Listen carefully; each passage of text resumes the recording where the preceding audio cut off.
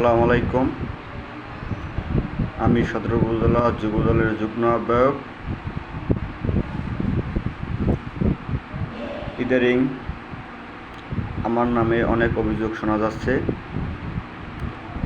অনেক লোক ফোন দিয়ে বলতেছে আমি বালুর সাথে জড়িত আছি, আমি নিয়ালগঞ্জ ফেরিঘাটের সাথে জড়িত আছি,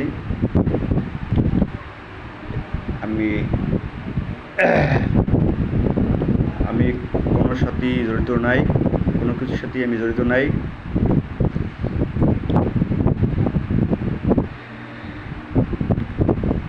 আজকে একজনের ফোন দিল আমাকে, গতকালকে নিয়ালগঞ্জ খেয়াঘাট থেকে আমার নামে এক লোক টাকা নিয়ে আসছে।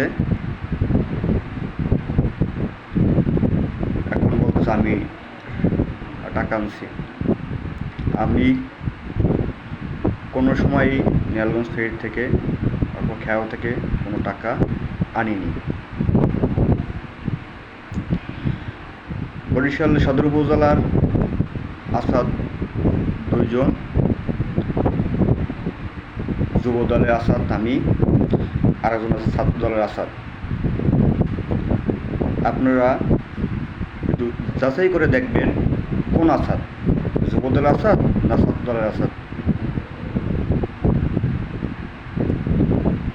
আপনাদের কাছে জোর দাবি জানাচ্ছি আমি।